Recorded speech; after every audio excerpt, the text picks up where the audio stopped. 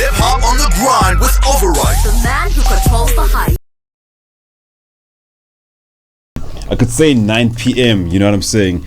And what I normally say, man, when artists come through late is that, yo, man, you are actually a true hip-hop person, because now this is a hip-hop time, you know what I'm saying, man? Like, 9 o'clock equals 9:30 to, like, true heads, you know what I'm saying, man? So now we know that we have a true head in the building. Can everybody in the studio, man, make some noise for Shynin Armour, man? Bro, how you doing, man? Like, we're gonna be quick with this, man. Yeah, no, it's all good. We're here now. How you doing, King? I'm good, and you? Man, I'm blessed, but I'm actually, like, I'm better now that you're actually here, you know what I mean? Thank so that we you. can actually, like, talk about something Evayang, which is what brought us all together here, which is hip hop, which is South African hip hop. And you are somebody that has walked the journey and has seen it all, so to speak, man. You've seen more than one generation of the culture. You know what I mean? And on a normal day, I'd be like, nah, man, come next week. But then, like, we are chilling in studio with the God, so to speak. You know what I mean? And yeah, man, can you talk to us? Yo, what up? It's your boy Tillerman. You're listening to Massive Metro. See, even Tillerman hating on us, bro. Like, sabotage on a daily basis. But we stay active.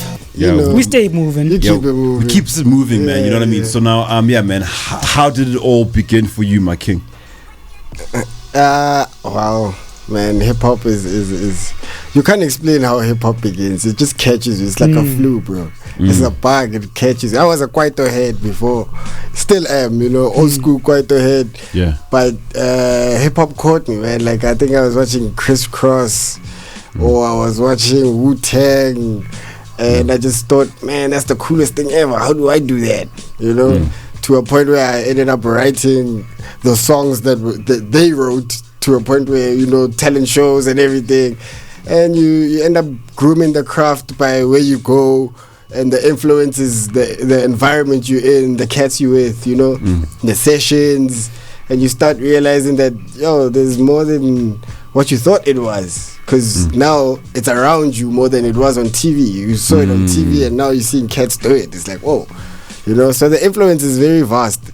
It stretches like for eons, if I think about it, because it just catches you. It's a bug. Once it catches you, you're gone. You know what? It's like once you go black, you never go back. You never go back. Once you go hip hop, you never go back. There's no vaccine for it. Yeah, you know, what's happening? Go piano, give me time, kind of thing. You know, once it catches you. It is what it is. Okay, can you touch on, like, the era of hip hop that you, like, came up in, and what was happening then, and, like, who was popping then, and like, and then, like, talk to us about how you actually got in from that era. Yeah, I'm from the era of backpack rappers, sessions, ciphers, you know, which you don't find anymore. You know, most of the things that I'm actually name dropping now, you don't actually find nowadays. You know, beatboxers, b-boys. You'd go to a session and find people actually dancing. Nowadays, you don't find that. You know, those areas where we used to move from Splash Jam to Slag Race to 1808, everything was just circulating around the hood in Soweto, and then there were little branches now coming out from Tembisa to, you know, and we actually now start moving and supporting all those movements, you know. And me, I started rapping. That's dope, man. Yo, we don't do that no more. No, you don't do that no more. You know, you don't move around. I mean, I have a session that I'm doing now every Saturday in the hood, and cats don't really come out like they did back then, you know, because the session, it seems like the session era is phased out. People rather go to parties and dance now on a Saturday than be productive and sharpen their skills, and you know what I mean. People are just ego driven and party hyped right now, you know. So yeah, I mean, the cat that put me on was D-Boy, the DJ, the turntablist. Yeah, one of the dopest DJs in South Africa, according to me. He's the guy that put me on, taking me to shows. Every time he opened up a show, he actually even exposed me to shows, like starting how to start a show, because every show he kind of like took me along with, and I opened up one or two or three or four of those shows. You know what I mean? Every time I was available, I was opening up shows for him. So that's how I got exposed into the culture of the art and the entrepreneurial side of it. You know what I mean? Yeah. Which is an element of hip hop. Yeah, the entrepreneurial side as well. I mean, we can't all be rappers. It's just I am able to rap, and I'm able to be an entrepreneur. I'm able to do so much because I grew up in the cultivation of SA hip hop. So I could see what is coming in, what is, what's new, where the gaps are. Till this day, I mean, I can see a whole lot of gaps, but the culture is it's only for the brave, bro. Exactly, because now I wanted to ask you about that, like the culture versus the industry. Like, it sounds to me like the culture was the industry back then. Yeah. And so now, what's the difference right now between like the culture and the industry? Like, are we speaking in one voice? Because according to that's not happening. And like the culture, we seem to. Okay, you can answer the question. Sorry. Yeah, no. Yeah. You're right. The culture was the industry because there was not a lot of hype around the business. So we were more active and creating. You know what it's like? It's like, look at kids back then who used to play on the streets, and now those that play PlayStation, they are not exposed to the streets like the ones who are exposed to the streets. So once they understand the business side, they realize that they don't want to put in too much work on the craft anymore. They want to now try and make money. So it's all about the money because corporates made hip-hop about money. I mean, sessions are no longer around because corporate came in. Money, because of money. That's crazy. Corporate stepped in. Once corporate steps in, the game changes because now you don't see the culture for what it is. You see the money, the bag now, because they promising you. They can tell you, hey man, I'll hook you up with 2 million. Can't do worth 50 million. You don't see it, but you're chasing that 2 million because you're thinking, I can get grand. Nobody's got 2 million right now. But there's a bigger picture to it. Look at hip hop today. It's worth so much than it was before. Yeah, but the history the history that is being covered about it is hidden. Only a few people like us are able to voice it out. That's if you follow us. Yeah. But if you don't follow us, then you won't know what the culture was about. You're only gonna find what you see on TV and run with it. And I'm getting chills as you're talking about this because it's taking me back to a conversation that I had with you when may soul rest in peace, when we heard of the passing of Smurfs, right? Yes. And I was basically tasked by the streets to put together a show, and I for one didn't know about Smurfs and his journey because now my information is internet based and my experience. So now when I had a conversation with you about it on the line, you spoke about SCF social commentary forum, right? And the impact that they'd made in the game and how they just forgot about, like, these are your words. They just, we did the most and they just forgot about us. You know what I mean? Can you talk to us about, like, SCF, when it got formed, who was in it, and what led to its demise, and what you can learn? Sorry, man, like 10 questions in one. 10 marks. SCF had 10 cats on it. There was Smurf, there was me, there was Darkspark, there was Joint Pusher, there was Tax, there was Polite. It was a whole lot of cats in that. It was almost like the SA Wu-Tang. We did a whole lot between the era of 2011 and 2014 in Newtown.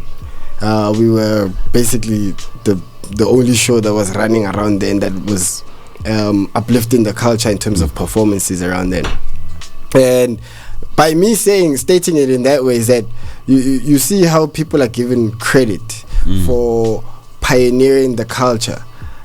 Only because they were in the limelight or you saw them on TV. But the cats that were working hard, the cats that were actually, picking a shuffle and making things happen, not all you see on TV are the cats that cut the ribbon.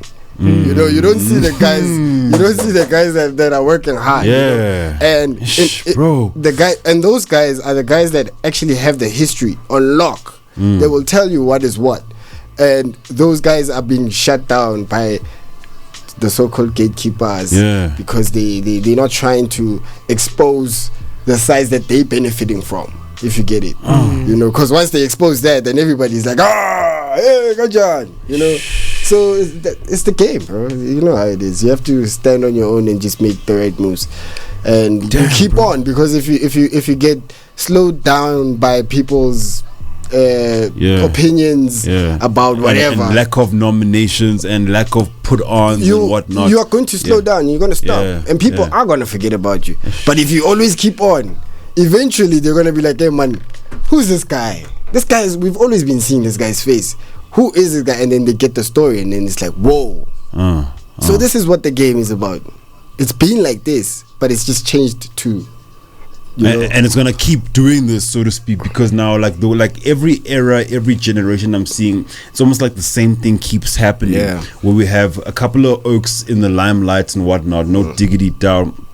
People that have been building from the jump and whatnot, they get, you know, like abo one, they get shut down, whatever, and then everybody else just comes through and takes the credit, so to speak. Okay, so now what's your because now we need to wrap up, man. These guys need to start rapping as well, man. Okay, what's your message to the child in terms of, we're gonna do this again, man? I feel like we need to have a whole podcast. Can I just say something? I have a show coming up. Yes, sir. Yeah, that's where we was going. Yeah, on the 27th April, I'm doing the first hip hop meets rock unplugged live album visual recording. And that's never been done in this country, like from by South African hip hop. If they are doing it, they haven't said. I don't know. I might not be the first to do it, but I'll say that I am, because I'm doing it. Word, because now and it's crazy because it's also in your crew where we had Shynin Armour, JP, who's the only MC to do a freestyle album, two freestyle albums. So shout out JP. Shout out, man. And we got another cat by the name of Shynin Armour is about to do a whole this is basically joyous celebration, hip hop. Maybe unplugged like Jay-Z. Type of thing with a rock band. I've got Shameless Band on, and we're doing my music live on rock. They flipping their sound, and I'm jumping on their stuff. It's just gonna be like a fusion of hip hop, and it's gonna be an album that's gonna drop a month after we record it. So if you guys can buy tickets, come support this kind of thing, you know, and witness it, because I'm doing it for the first time, and I'm doing it not only for myself but for the culture, hoping to inspire other cats to do the same thing and take their music to the live aspect, or the live side, you know, because you have to explore as a hip-hop cat. You can't just be on beats and samples. Do so many other things. On patanga, do something, dog, you know. It's hip-hop. It's not boxed in like commercial is. Exactly, man. And remember his name, man. He goes by the name of Shynin Armour. Remember his name. He goes by the name of Shynin Armour. Remember his name. He goes by the name of Shynin Armour. What is his name, everybody in studio? Shynin Armour. And man, and also just to pay respect to you and our brother L7, man. I got a song titled Amandla that you guys did together, man. I always spin that joint, man. Homie, you should check it live when I'm doing it on word. What I'm doing now with the whole thing is just that L7 is not around. I know he would have flopped, man. The power that it's got now with the live aspect is amplified. You're gonna love it. But big up yourself. Rest in peace, L7. You're still out here. Hip hop on the grind with Overyt. The man who controls the hype.